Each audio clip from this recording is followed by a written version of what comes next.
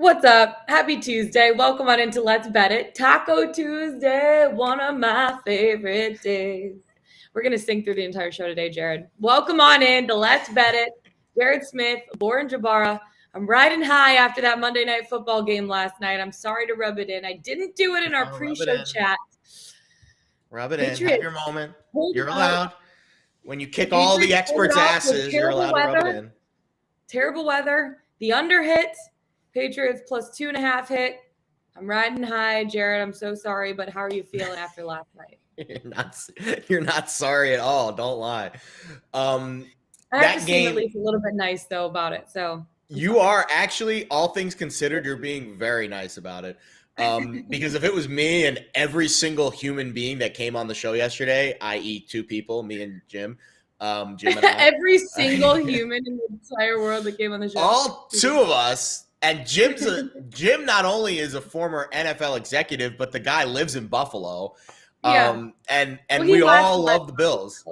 Yeah. That game was insane. Mac Jones threw 3 passes and the Patriots won. So 2 things happened last night. One, Lauren continued to flex her muscle against all of the sports, the sports picking crew that comes on the show. It's unbelievable. It doesn't matter if it's basketball, hockey, football, whatever sport it is. If you're coming on the show and Lauren's against you, you're in trouble.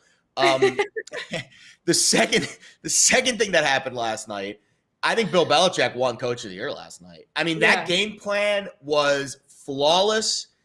And it's almost like at one point they were upset that Mac Jones threw a pass in the first half. Like they wanted Mac Jones to not throw a ball and for them to win the game. Like that was the game plan. That was the ultimate flex.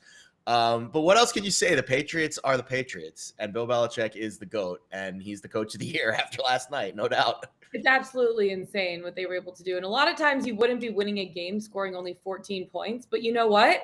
They pulled it off, and the under hit too, which I was super happy about. Under 41. Under hit easily. Yeah, which was a super low total to start with, but you know what? You don't love to see good weather, but you do, or you don't love to see bad weather, but you do love to see bad weather when you hit your under. So that's all I got to say about that. Make sure you're subscribing to our Pickswise show. Let's Bet It every single day. So hit the little subscribe button right down here, 10 a.m. Eastern time every single day. You can also download the Pickswise app on Google Play, the Apple Store. So many options for you. So no chance you don't want to miss out. Make sure to download. All right, lots to talk about today, Jared. We're talking about a little bit of everything. We got some early birds, like super early tweet birds, because we're talking about some of the bowl games that are coming up. I'm so excited about this. There's some good ones happening. Michigan's in the college football playoff. Relishing in it just for one second. Then we have college basketball picks with Dan Servodidio, NHL Ice picks, your kick picks. We're taking it across the pond. And then we're finishing out with our best bets of the day in the Pickswise 3-star play of the day. So without further ado, let's get it. Let's bet it. Early bird special, talking about the college football playoffs, bowl games that are coming up. There are so many of them to choose from. It's tough to narrow down. But before we do, I want to talk about the college football playoff, because you look at Alabama, Michigan, Georgia, Cincy. Some of the movement. So Georgia started the season as plus 120 to win the championship. Now, or they started the season plus 800. Now they're at plus 120. What do you see from them? Do you think they're going to be able to take advantage of Michigan? Don't make me mad on your answer here. It doesn't matter what I think. It only matters what you think in this game, right? Why? You can't just start doing that. I'm kidding. Okay. So I have 2 tickets in my hand currently for the college football playoff. Okay. I bet Alabama like 2 months ago. I got a really nice price on them. It was at plus 160 at Caesars, and they were offering this boost, 50%. They let you boost futures, which is talk about plus EV. And I got them at plus 320. So I've got a unit on Bama at plus 320. Then, as you guys saw in the text message chat on Saturday, I added Cincinnati at 18-1. I thought really strongly that they would win on Saturday, and I had a feeling that the college football playoff would break for them. And now I've got Bama against Cincinnati in a semifinal, which is great because that means I'm going to have one of my tickets in the final. Not everyone is in that position. And depending on what position you are in the futures market, I think it's really hard to say that just picking one of these teams to win besides the two top teams is a good bet, because both of them are going to be double digit. Georgia's almost a double digit favorite, and Cincinnati is a double digit dog. So it's really hard to look at the futures market now and try to find value. But I think Bama's the best team. And if they're not favored, then you're getting maybe a hair of value on them. And I think it is telling that Bama's favored by 14 in the semi. Georgia's only favored by 9, but Georgia's odds are better. So that tells me that in the potential final between Georgia and Alabama, Georgia would still be favored. That's what that tells me. So take that for what it is. If you bet Bama at plus 140 now, they're probably going to be dogs again in the championship game. So I would rather just bet them in the championship game and just maybe, chill this week. But then again, Bama to me looks like the best team. So that's the one I would bet on. Yeah, preseason, Michigan started 100-1 odds to win the football championship. Wow. I sprinkled it on that at the beginning. No, you didn't. Did you really? I'm kidding. No, I'm kidding. You were asking to say no way. I wish. I want to see that ticket if you did. I've been riding Michigan all season. I just wanted to see what you would say when I said that. Come on. But honestly, don't try to pull the wool over my eyes. I know. You go, no, you didn't. Did you? And I'm like, I can't tell a lie. No, I did not. But I just wanted to see how you You're react. A bad liar, too. You wear it right on your face. I know. You're I know. I just wanted to see how you'd react. But honestly, I wish I did at this point, because obviously, truly, I did not think that Michigan would have this season that they've been having this year. And I am putting money on Michigan's money line against Georgia. Of course you are. I mean, you just have to. I have to. So I think that's going to be one of those games where they really need to figure out how to take advantage of Georgia's defense. Alabama was able to do it, maybe take a little note from their offensive playbook, bring it into that college football game in Miami. It's going to be really, really exciting. I can't even wait. But yeah, we'll see. So you don't think that there's any value in taking any of these 4 futures markets right now at this point? Because the hold percentage of these markets are higher than the hold percentage of normal betting markets. And at this stage, when there's only 4 options left, you're just not making a great bet. Like, I would rather, like, if you like one of the dogs, then make the bet.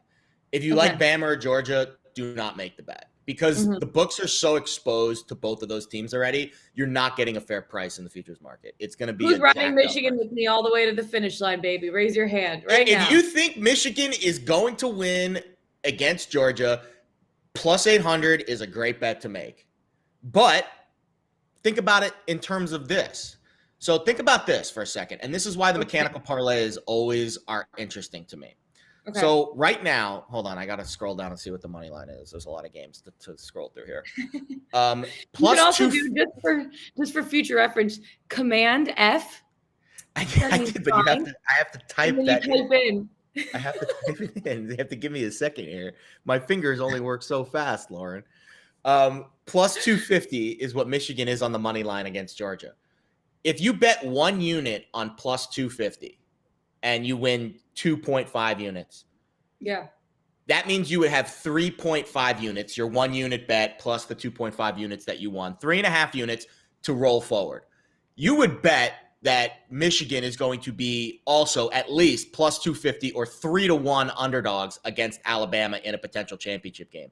So if you bet 3.5 units at 3-1, let's say, that's over plus 800, 8 units, which is what the 8-1 is to bet them to win it all. So if you like one of the underdogs, in my opinion, the best thing to do is to roll over and to put 1 unit on the money line in the semifinal and then to take all of the winnings and roll it over into the next. And you don't even have to take all of the winnings. That's why the mechanical parlay offers more flexibility. You can take back some of those winnings and only put maybe 2.5 units, keep your original unit, and still have a big stake in the championship game on the dog. So at this stage, because of the way that the market's priced, I don't see a lot of value in the futures. I think the best way to do it, if you like an underdog, is to just bet the money line and then bet the money line again in the championship. And you'll get a similar payout and you'll have a little more flexibility. That's what I'm doing, Jared. That's exactly what I'm doing. That's Thank you for that. I appreciate it. All right, early bird picks. Early birds, like extremely early birds. This is probably the earliest birds that we've ever done The earliest ever. There are so many birds. All right. What games are you looking at? I'm looking at our Google sheet right now. You like Arkansas plus 3.5? Against my Lions. I'm fading Penn State. And Whew. people say That's don't bet against your team. It's okay to bet against your team if you know and you're unbiased. And my unbiased objective view is Arkansas's got a gunslinger head coach that was great against the number this year. We've talked about them. And they're an underrated physical team. And Penn State just got through a grueling season where their quarterback got hurt multiple times. At one point, he could barely throw. Their best player is their starting receiver, Jahan Dotson, who I would bet is not playing in this game and looking towards the draft. And, oh, by the way, their defensive coordinator, Brent Pryce, going to Virginia Tech, and their backup defensive coordinator, their associate, Poindexter, he's going to Virginia. It's like both the defensive coordinators are going to Virginia. One Tech, one UVA. So a lot of flux and transition for this Penn State program. James Franklin just signed the big deal. They're worried about next year and who their next quarterback's going to be after Clifford. I just don't see a lot of motivation for Penn State in that game. So I'll take Arkansas plus 3.5. UCF plus 7.5. I think this is the easiest bet I've ever made in my life. Really? Does Florida care about this game at all? It's like like some crap bowl in Raymond James Stadium, like an hour from UCF's campus. I don't think Florida cares about this game at all. And UCF cares to beat Florida. And I'm getting 7 in the hook. I don't care what the stats were earlier this year. UCF is a live dog in that game. And then speaking of live dogs, ask yourself this question. You're a Miami player or coach. Mario Cristobal's coming in. Diaz is out. They're calling back coaches from the road on the recruiting trail. And, oh, by the way, now you have to go to El Paso to play Washington State in the Sun Bowl? Like, who cares about that game? Wazoo, meanwhile, promoted their interim coach to head coach, which is a huge boost for the program. The guy that was in the trenches with them all season that got the interim tag after they fired Rollison, he's got promoted. They had a big ceremony for him. I follow one of the local reporters in Spokane on Twitter.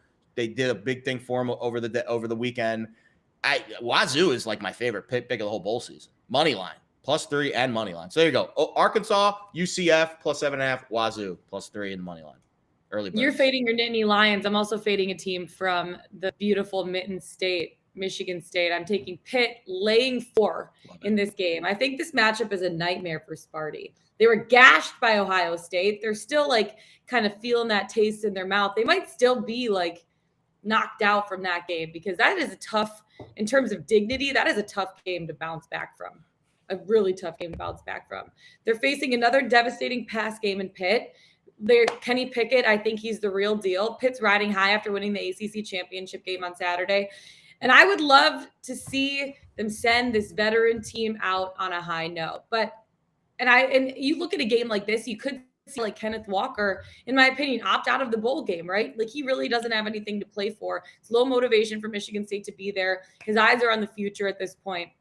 Even if he does play, I think Michigan State's secondary is really, really going to struggle against Pickett in the pass game. And I look at Pitt, the defensive line that dominated Wake Forest in the ACC title game. They're going to give the Spartans a little bit more trouble. I'm laying it with Pitt. I like them in this one. Laying it with Pitt, betting on Kenny Pickett, betting on Pickett in this one. And I think Kenneth Walker might sit out. I don't know. What do you think when you're a college student like that, looking at your future? If you're a guy like Kenneth Walker, do you sit out a game like that? Yes, but I'll tell you who isn't going to sit out. Kenny Pickett's not sitting out. You know why? Yeah. Draft stock. He wants that draft stock to go up. He's you know the real what deal. I like what I've seen from him this season. He's had a great year, and they've got an unbelievable wide receiver who is not draft eligible, who will be playing in this game. So I love Kenny Pickett props in this game. This reminds me of last year, BYU and UCF in the Boca Bowl. The Boca Raton Bowl, the very glamorous. The bowl everyone was talking about. Well, everyone was talking about Zach Wilson in that game because they thought he might be a top 5 draft pick. And all of a sudden, Zach Wilson had one of his best games of his career in the Boca Bowl. And I remember that because I hammered his props because I was like, this guy is going to go nuts in this game because it's his last chance to show the draft scouts what he can do.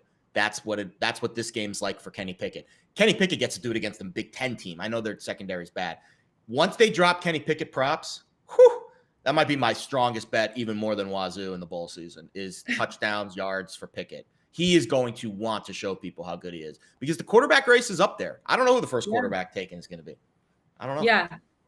Hammer the Pickett props. That's all we're saying on that when they come out. Pitt. We'll look and we'll give you some good picks. We'll give you some good picks heading up. They won't drop till like the day before, like the week before, like the week of, really. I know. It is so crazy that like some of these bowl games are still like 2 weeks away, 2.5 weeks away. Some are longer than that. Whole season. I love going bowling. It's my favorite. Of course you do. Also, Georgia State taking on Ball State. I like Georgia State laying 4 in this one. I take the north of touchdown favorites, so more than happy to get 4. Georgia State is peaking for me at the right time. They hung tough with the 11-1 Sun Belt winner, Louisiana Lafayette on the road before beating Coastal Carolina, who I know you like Coastal Carolina this season. You always have for one of your dumpster dive games. They beat them on the road 42-40. They took care of Arkansas State. They took care of Troy, both in impressive fashion. Ground-based offense. They're going to run all over Ball State defensive line that is outside the top 100 right now in defensive line yards and 120th in defensive success rate on the year.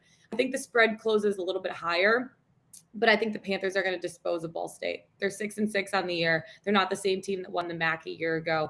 I haven't actually bet that one yet, but I think I'm going to before the line moves. So Georgia State laying 4 against Ball State. I like that one. You also have a dumpster dive. I love your dumpster dives. Yeah, I don't have a strong opinion on Georgia State, but the market's moving in your favor. That's always good at this stage. Speaking of market movement, so yesterday, right around this time, maybe a little after, I started, on my screen of all the college football odds, and I started to see like green all over the place for Western Michigan. I was like, what the hell's going on? Why is at 11 o'clock, 12 o'clock noon Eastern on a Monday is the market lighting up with Western Michigan money? The Western Michigan line moved from 6. It's now down to 1. I got in at 3 because I kind of caught it late, but I still kind of was in the middle of it. And it's because Nevada, by the way, this has not been formally announced yet, but it will soon. Carson Strong is not going to play in this game for Nevada. He is one of those other quarterbacks that we talk about with Pickett and some of the other guys that are competing for that top spot in the draft. Carson Strong doesn't feel like he needs to play in this game. At least that's what the market is telling us. This has not been, again, formally announced by Nevada yet, but the market tends to know these things first. If you haven't gotten in on Western by now, this is the Quick Lane Bowl in Detroit. It's Western Michigan facing Nevada. I feel like they're probably going to still win the game, but I'd rather have the 3. Yeah. But that's the dumpster dive game. We got in early yesterday. I tweeted it out, so hopefully someone caught wind of it on the Twitter sphere. And we're on Western catching 3 against Nevada. That's the dumpster dive game in the Quick Lane I like Bowl. it. We'll probably have more dumpster coming up too. Because that was hard to narrow down for just one show, but as time moves on, we'll get some more for you.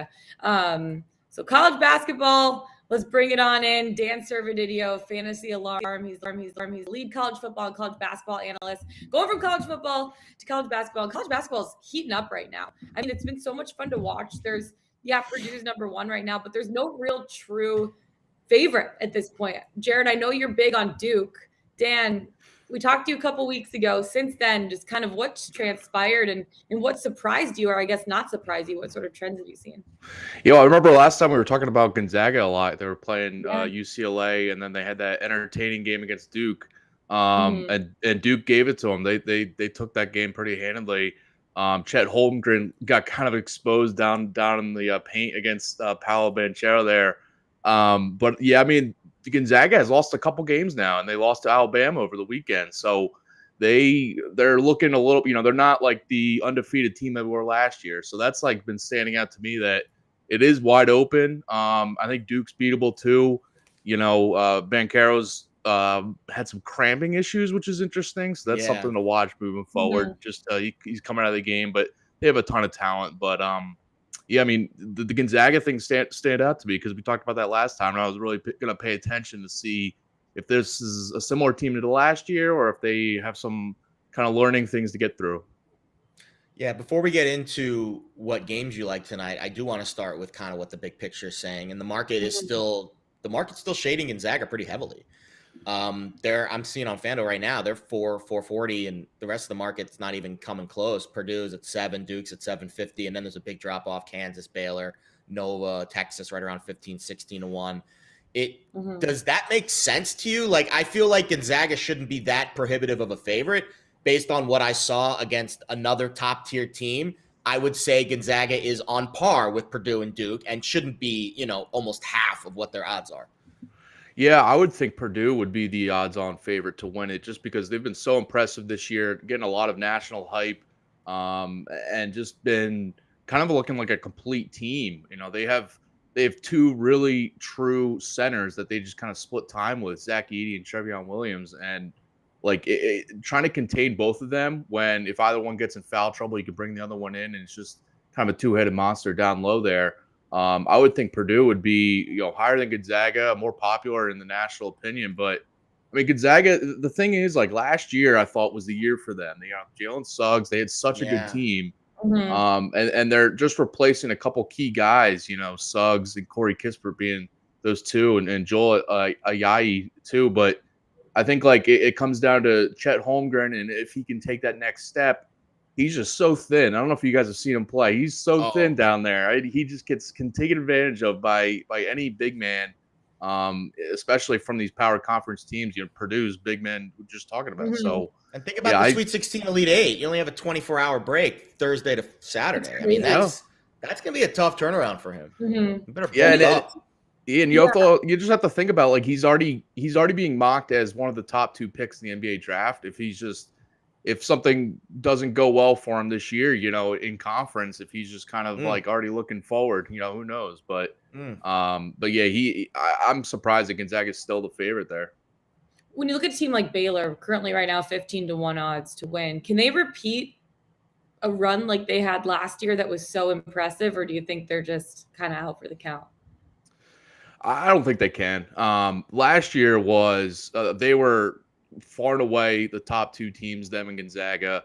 And they lost like 2 legit NBA players, Jared Butler, and Mitchell there, Davion Mitchell. But I like that, and those 2 guards just carried them through that tournament. They still have talent there, and they got a lot of pieces returning from last year. And a couple freshmen there that look pretty good. But when I just look at what they lost from last year and what helped them make that run, I don't see them making the run like they did in the tournament. They're still a great team, but I'm interested to see how they do in this Big 12 schedule coming up against a team like Kansas or just all these heavy hitters in the Big 12 and see if they can kind of survive through that. All right, I'll let Lauren get to the Michigan-Nebraska game because I know she's really excited about that one. But another game on your card tonight, Butler and Oklahoma. This game, I'll be honest, on KenPom's got this as a pretty close game. But the spread's a little longer than that. I'm seeing 10 and a hook, opened 11. So a little money come back on Butler, even though looks like the action's pretty split. So maybe Butler's a little bit of a sharp dog tonight. What do you think about Butler?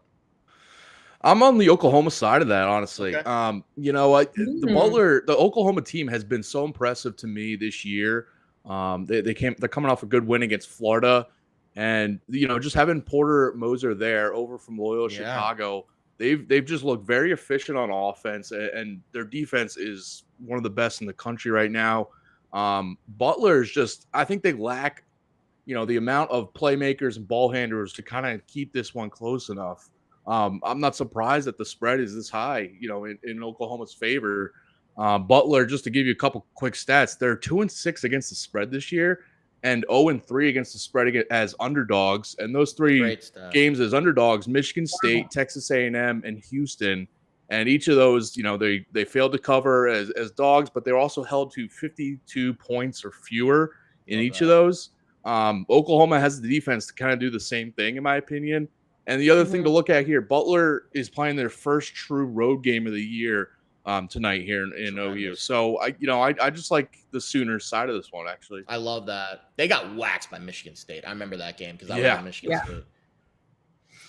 Speaking of another team from the Mitten, my boys, go blue. I see you have on your card Michigan taking on Nebraska. What side are you on for this one? Yeah, I like the under here. I'm looking at 140.5, 140 if you can get that. But I just like Michigan, how when they're favored, and they are in this game, they just play with a slower, more deliberate pace on offense, trying to get what they want on the offensive end, but kind of control the flow also on the defensive end, playing efficient there. And Nebraska's just kind of been all over the place this year. I just think they're going to struggle against Michigan's defense here. I'm not looking too much at the spread. If I was, I'd look at the Michigan side, but I just like the game to go under here. A couple quick stats for that one. Michigan's played to the under in 6 of 8 games this year. This also could just be a tighter, more defensive-minded game on both ends because this is Michigan's first Big Ten conference game, and it's on the road here in Nebraska. So I just like these teams to be more focused. I think the first half could probably go under 2. Just kind of figuring each other out here. There's one other game that interests me tonight, and that's because I'm a old school Big East homer, and it's at the Garden, and it's Nova and Syracuse, which is like the Gaddon. The Gaddon. Now that would be the Boston Gaddon. This is Matt. This is just. Oh yeah, I know. I just like saying Garden.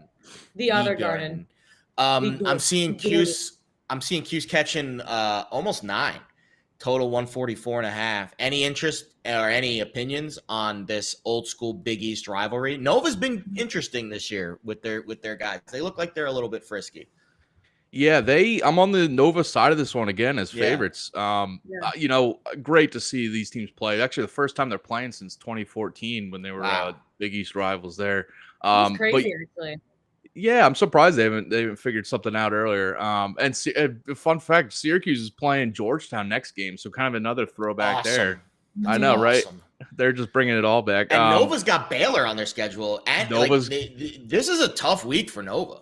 Syracuse and Baylor back-to-back games, and same thing for Syracuse, Nova, and Georgetown. But Georgetown, I guess, not as strong as Baylor. So no, but maybe just some emotions there, just rivalry for Boeheim. But I mean, the Villanova side of this is really interesting to me, as you mentioned, because they've been very battle tested. They played UCLA, Tennessee, and Purdue already, all top teams that could be Final Four teams eventually. Nova's also in that conversation.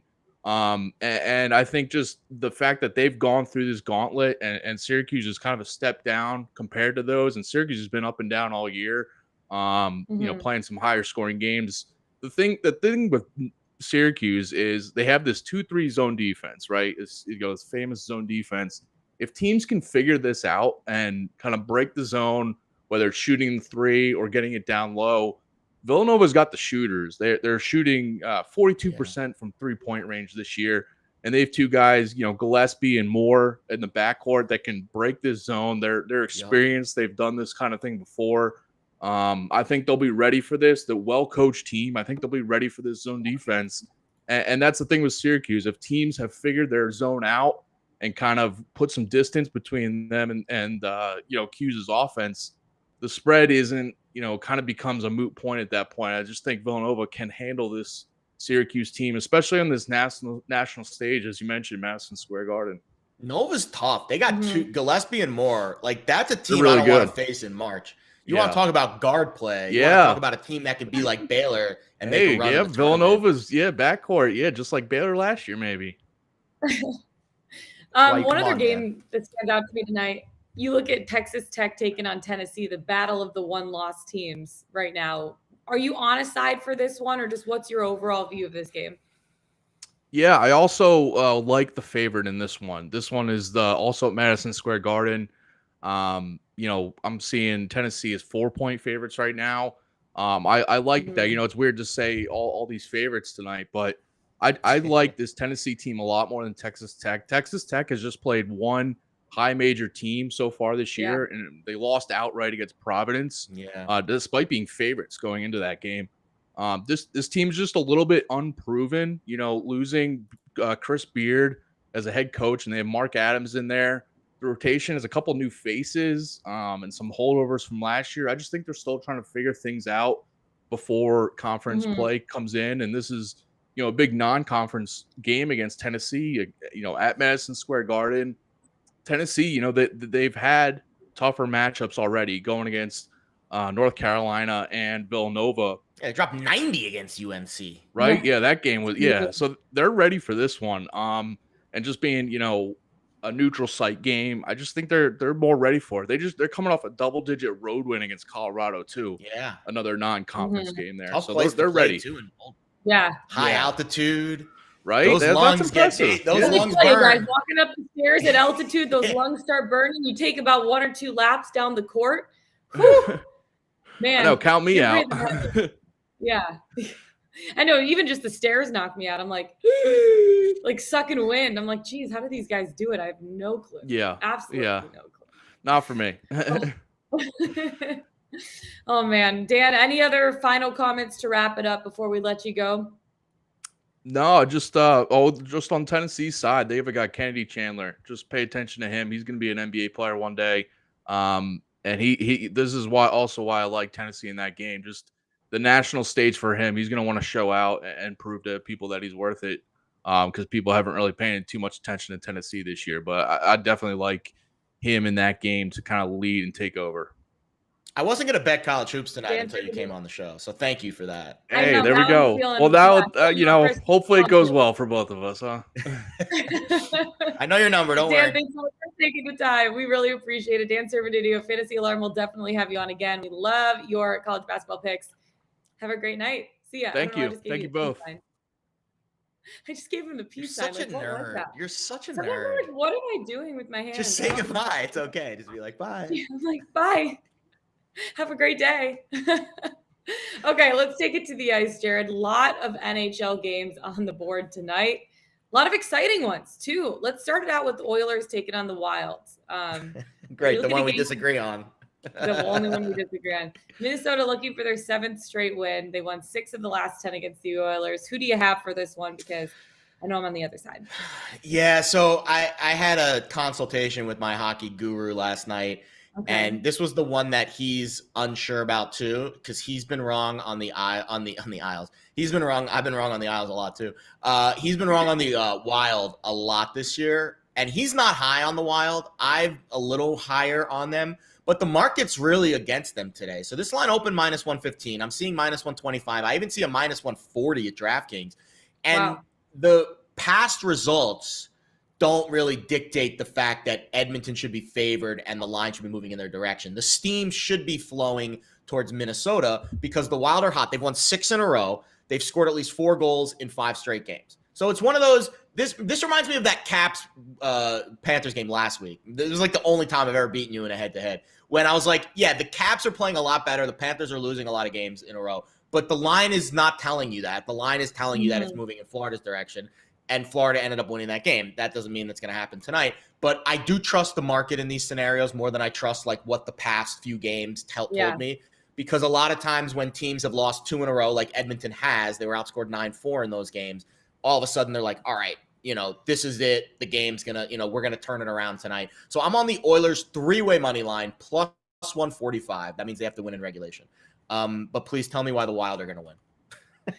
So let me just enlighten you for a second, Jared. Enlighten me. Okay. You said it. Minnesota looking for their 7th straight win right now. They've won 6 of the last 10 against the Oilers. They are 8-1 against the spread in their last 9. Wow, words. 8-1 against the spread in their last 9 games. And for me, we talk about this. This is my betting style. It's weird, whatever. But it's hard to go against a team that's red hot for me. It is really, really difficult. And I'm not one to do so in most situations. And in most situations, it's worked out for me. So both of these teams are outstanding offensively. Edmonton has a sizable advantage in special teams, especially on the power play, but Minnesota has been playing exceptionally good defense. You look at this stretch of 6 games that they won, only allowed 12 total goals during that 6-game winning streak. They haven't been extremely good on the road.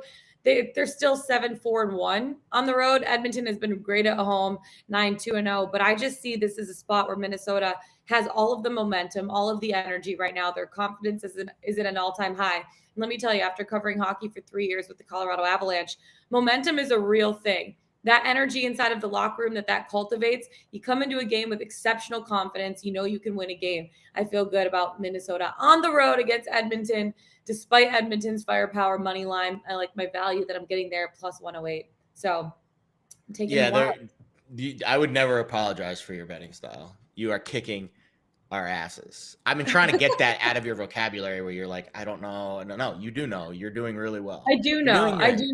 You do but know.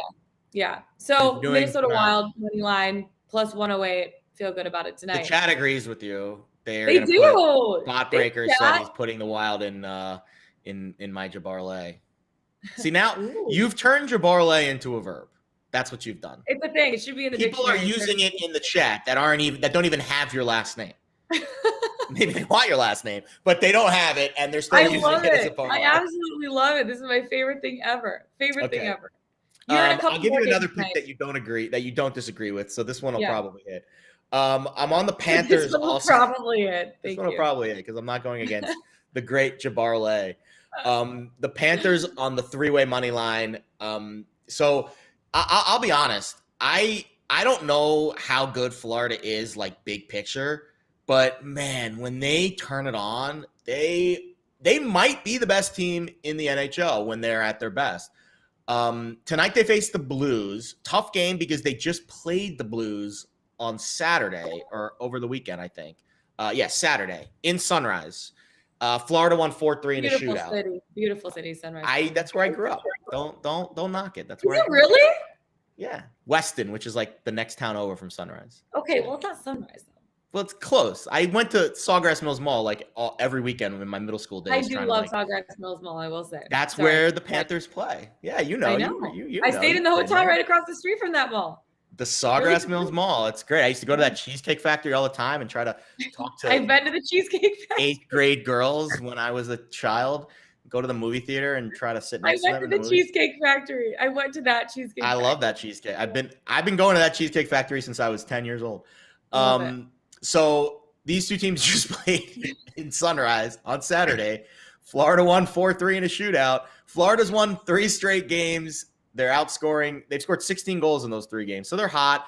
And again, this is another one of those games where the Blues are at home. You would think coming off of the loss against Florida, they would bounce back. But this line opened -115. I'm seeing -150. Like the market is just flowing towards Florida. That's why we're going to play the three-way money line, get a little plus money at +130. Love the plus money. So again, it's just the public is not betting NHL overnight lines. If a line moves 30 cents overnight, somebody really smart, who is way smarter than me, is betting these teams. And I like to tail their action. It was you. The way you've been betting, I'm not surprised if you're moving the market. Well, apparently after that Trayvon Diggs interception that I did, a lot of books took it off of their books. So I was like, oh, sorry about that. That might be the best. That might be your best bet you've ever made in your life. There'll be more to come. More to come. That's all I got to say. I know our producer Jack will actually really like this one. I have the Rangers puck line going up against the Chicago Blackhawks in Chicago +210. They're heading there for a second straight game against the Blackhawks. They just beat them on Saturday at home. They're 16-4-3 on the season right now. The Rangers are flying. They're kind of picking up from that momentum at the end of last season where they didn't make the postseason, but they just ran out of runway because the end of their regular season last year, they looked phenomenal. They just needed a few more games, 56 games. No team is hotter right now than the Rangers. They have just one loss in their last 11 games, which is pretty incredible. They beat the same opponent twice in a row. That's going to be tricky for them going up against Chicago again. But these odds don't necessarily reflect how red hot the Rangers have been lately. And again, like I said, with the Wild, momentum's a big thing. They're tough to pick against at this point, in my opinion. I said, even with the Blackhawks generally playing better in recent games, they still have a lot of work to do before their offense is at a point where it can crack an elite defense like the Rangers. Chicago's dead last in the entire NHL in both expected goals for and high danger chances related. So they've picked up low scoring wins over some good teams a little bit lately. That's hard to sustain with a lack of offense, especially against a team like the Rangers. So with the lack of offense for the Blackhawks and a strong defense like the Rangers have, I think it's going to be tough for them to take advantage. So I like the Rangers here in this spot. Puck line, I like my good value. So getting it at +210, I feel good about it. I think the Rangers are going to come out of this one on top, 2 wins in a row against the Chicago Blackhawks and advance to basically 12 straight or 12 I'm just worried about Shesterkin. That's the only thing that worries me about the Rangers now. Shesterkin's but you put Georgiev. I actually just love saying his last name. Georgiev has played well against the Blackhawks. He has. I mean, he contributed to a shutout against the San Jose Sharks. So I'll be tracking the Rangers with, I think it's Georgiev. I don't know if it might be a soft G. I don't know. Georgiev. I think it's Georgiev. You would know better than me. You've been in the NHL for a while. I know it's different. I know both. I think you pronounce both of the G's, like Georgiev. I think. I believe you. You are very convincing right now. Good question in the chat. Parlay Lightning, Panthers, Oilers. I mean, you're fading one of us. You're fading Lauren in that case. So, and that's not wise based on what the results have been lately. I would not fade Lauren right now. I would say individual bets. I agree. Maybe they're all plus money basically. The Panthers 3-way is plus 130, Oilers 3-way is plus 145, and the Lightning 3-way is minus 110. So not plus money, but almost close. That's how I have 3 bets tonight in the NHL. I have a unit on Lightning. I have half units on the Panthers and Oilers 3-ways. Those are my bets. I mean, if you want to sprinkle it on the parlay or the Jabarlay, if you want to do it, you know what I mean? Bet them, each of them individually, and then just throw like $5 on a parlay. Yes. If you do 1 unit bets on each, I would recommend 0.1 on a parlay. Mm-hmm. That's a good allocation, I would say. I like it. All right. Yeah. Thanks for the question. Really appreciate that, Brent. Okay, let's move across the pond. Take a little swim, a little boat ride all the way to Europe because we got the UEFA Champions League football. UEFA. What did you call it? I don't know. I just totally stumbled on my words. UEFA. You called it the UEFA. That was awesome. UEFA. UEFA. The I'm just UEFA Champions. Shut my mouth and let you talk about some of your bets for tonight. So please, thank you. Let's go. Jack, you need to clip that. Please. I thought I was going to get away with that one, to be honest with you. No, you're not getting away with that. All right, I've got 5 bets on the card today. I know I'm super spicy today, but to be fair, 3 of them are like top plays, 1 unit plays. 2 of them are DraftKings is offering 50% boosts on same game parlays today. Wow. Which is God, I love getting massive boosts. So I used both of them, obviously, and I only put half of units on the SGPs. The full unit plays I'll give to you now. Porto, Atletico, under 2.5. PSG moneyline, Dortmund moneyline parlay. By the way, Dortmund, my favorite player, Erling Haaland, he is back. He scored a goal last week. Love this man. He is incredible. He will score today. I like that, actually, if you want to just bet him to score. He might not get a lot of time, so the odds might be weird. But PSG moneyline, Dortmund moneyline parlay, laying about 35-40 cents. Real Madrid, Inter, under 2.5. That's actually plus 135. That's a juicy one. That's a bit of a, I don't want to call it a long shot, but definitely not like a minus money pick. It's a plop. All right, now the boosts on DraftKings, 50% each on these. Okay. Shakhtar or tie, which is a double result. I know this sounds super confusing. Just, I promise you, I'm here for it. I'm sticking along with it. Come on. Shakhtar or tie, which is double result. They're facing Sheriff, and an under 3.5 parlay is plus 107. I love that. Okay. And then AC Milan, Liverpool. This is probably the match of the day, actually. Over 2.5 parlayed with both teams to score is plus 115. If you have questions, I'll probably tweet out the picks later, but really watch the show. You'll get them all here, because we want to promote the content. So those are the picks. If you got questions, I'll tweet them out. No, actually, I'm not going to tweet out these picks. That's why we give them out on the show. We give them out on the show. They live on the show. I'll go through it one more time. FC Porto, Atletico, under 2.5. PSG moneyline, Dortmund moneyline parlay. Real Madrid, Inter, under 2.5. Those are the unit plays. SGPs, Shakhtar or tie, double result, parlayed with under 3.5. AC Milan, Liverpool, over 2.5, parlayed with both teams to score. And I like it. Get in on it now. Get in on it now, baby. Taking it across the pond. Now, let's come back here because we're taking our best bets of the day, the Pickswise 3-star play of the day, NBA play that we have today. Isn't that right, Jared? Matt Weisenfeld, wise guy. Nets laying 2.5. Go read about it on Pickswise.com. He's wise. He is very wise.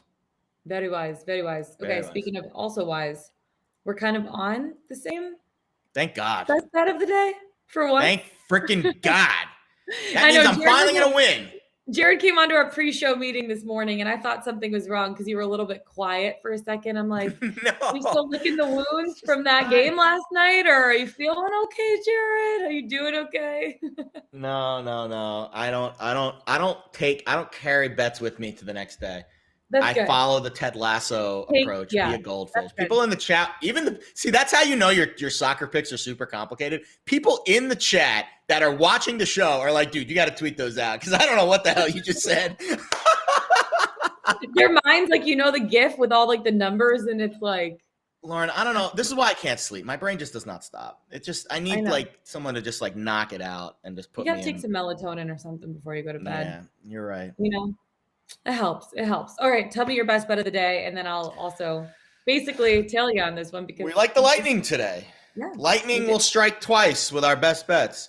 So they're facing Montreal. The Canadiens have lost 3 straight. They've been outscored 10-5 in those games. They've lost 5 of their last 6. They've allowed 3+ goals in all but one of those games. Meanwhile, the Lightning are coming off of an impressive win over Philly, 7-1. They've won 3 straight games. They're outscoring teams 14-5 during that stretch. Lightning at home, win in regulation, laying 10 cents on MGM. Book it. I like it. I think the Canadians come into this one with a little bit more motivation, considering it's the first time that these two teams are playing since last season's Stanley Cup Finals, right? Fair So enough. Stanley Cup Finals matchup, and I know that this basically goes against what I said for the Wild. Motivation can only go so far sometimes. You got to pick and choose your places where you bet on motivation. Stats are for losers until they help me. Then their stats are for winners. Yeah, stats are for losers until they're not. So the Habs have lost 5 of their last 6, like you were saying. They can't get out of their own way right now, and playing at home hasn't really helped. The Tampa Bay Lightning heating up, looking like more of the cup contenders. They truly are. They're averaging over 3 goals per game, which is really good. They score on about 20% of their power play opportunities right now. You look at their last 52 games as a favorite. This is a big sample size. They're 36-16 in their last 52 games as a favorite. The only option here for me is to side the Lightning, and I'm taking the puck line for max betting value. I have the Lightning puck line at plus 130. I think they're going to win by 2 goals or more. Their offense is exceptionally strong. Defense has been also playing strong. Canadiens haven't been strong. Motivation can only go so far. Lightning puck line plus 130. Lock it in. It's a wrap. I was wrong, by the way. I said the Lightning are at home. They're not. It's the game's in Montreal. Yeah, it's in this is a classic. So I've been asked about this many times. Do you play the puck line for plus money, or do you play the regulation bet for slightly less value? Sometimes it's plus money, depending on how high the puck line is. But I don't know the answer, really. They both offer value to me. The puck line, you obviously have to win by 2. Regulation, you can win by 1 in regulation. Neither can win in overtime. So I think it's really more comfort, whatever you feel like playing, because I don't really think I can come up with like an analytical reason. I mean, I'm sure if I really deep dived, I could, but it's a lot of work. So on a night like tonight, I would play both. I would do half and half. That's how I would play it. For me personally, I usually always take the puck line just because I like you go for the bigger payout value. Yeah. And that's a stylistic thing. But I only will do that if I know that the team's offense is rolling right now and they actually have the firepower to be able to win by 2 goals or more, right? Like if it's a lot of times you get the empty netter, which takes no firepower. It just takes a little. Even you could score the empty net. It's a little backdoor cover there. You love wrist to see flick. It. Yeah, you absolutely love to see it. The worst is when they're going for the empty netter and it misses by like this much, and then you lose your bet. That's happened to me a few times too. I've had a few where I've hit the empty netter with like 1 second left for a win.